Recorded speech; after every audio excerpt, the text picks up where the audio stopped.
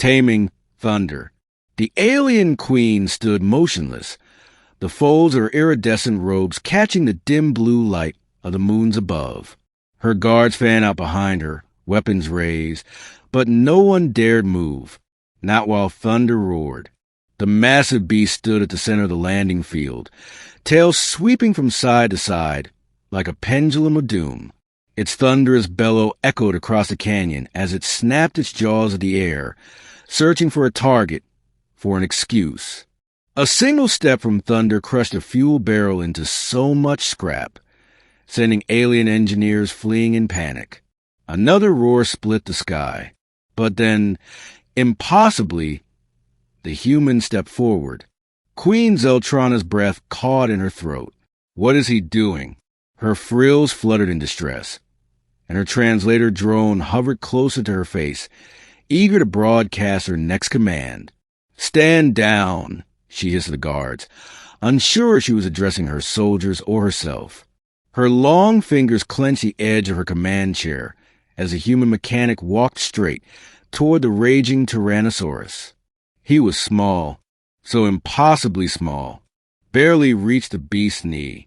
His olive-green jumpsuit was stained with grease and hydraulic fluid. A welding torch dangled from his belt.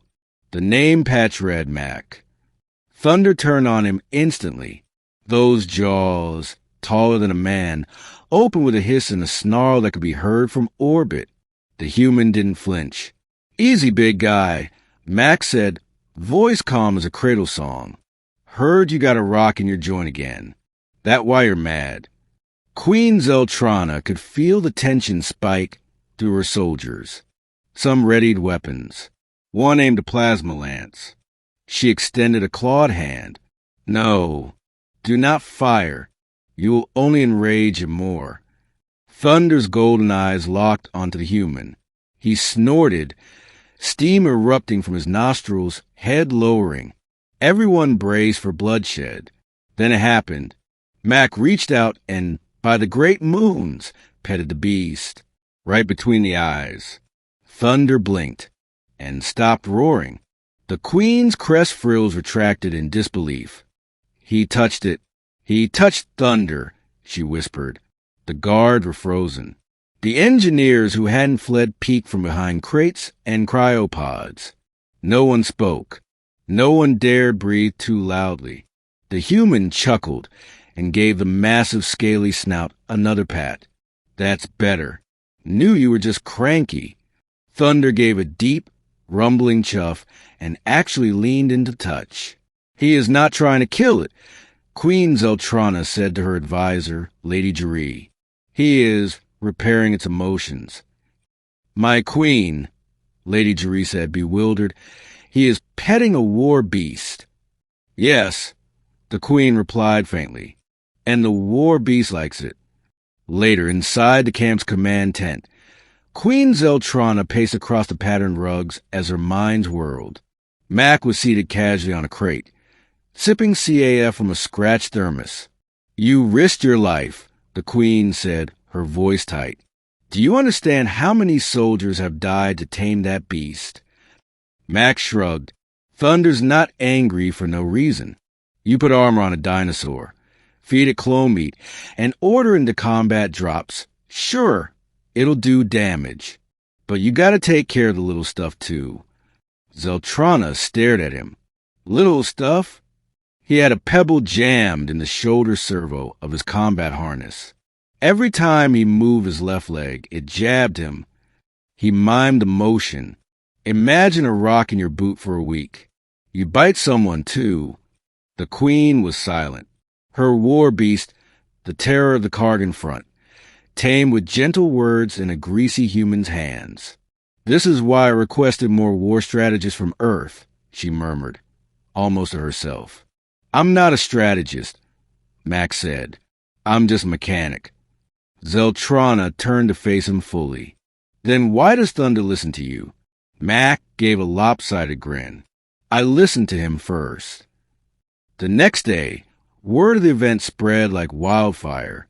Thunder, the unstoppable predator, now followed Mac like an overgrown, scaly dog. He even rolled onto his side once for belly scratches, nearly flattening 3 utility drones. Alien officers watched in stunned silence as Mac climbed atop Thunder's back to adjust the twin plasma cannons mounted between his shoulders. Thunder didn't growl or twitch, just waited patiently. Queen Zeltrana invited the human to dine in her personal garden that evening, a place few non-royals ever saw. The air shimmered with golden mist, and bioluminescent vines climbed up silver-barked trees. Mac, still in his grease-stained coveralls, looked hilariously out of place among the silks and crystal fountains. "You were not raised among beasts like Thunder," she said after they ate. "And yet, you calmed him when no Keltari warrior could. Back home we have horses. Big animals, skittish sometimes. But once you earn their trust," he trailed off, sipping the strange violet wine she offered. "Thunder's not that different. Zeltrana considered this. He is the last of our battle beasts. The others were lost, and he has been difficult since." Mac nodded. "He's lonely." Her frills perked in surprise. "He's built for pack behavior.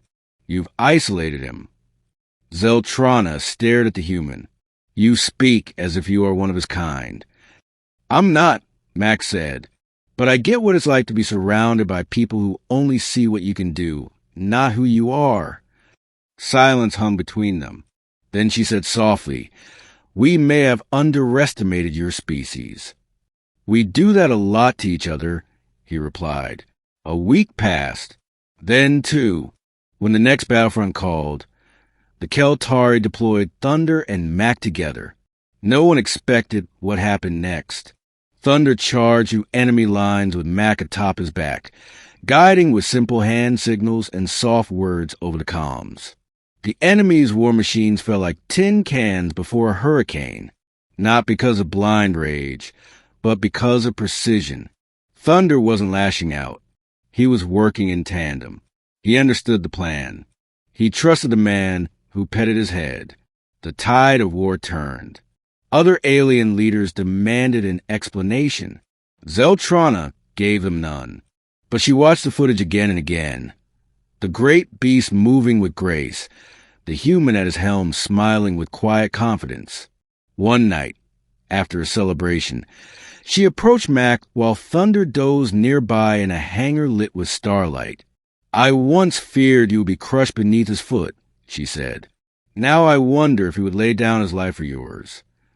Mac was silent for a moment, then said, "He would, and I'd do the same for him." She looked at him, not as a queen, but as someone who finally understood something deep and old. Trust doesn't come from dominance. It comes from care. "You are unlike any human I have met," she said. He chuckled. "Most say that when I talk to angry dinosaurs." They both laughed. Thunder snored. The sound rumbled through the hangar like a distant avalanche. And for the first time in many years, Queen Zeltrana felt something unfamiliar stir in her chest.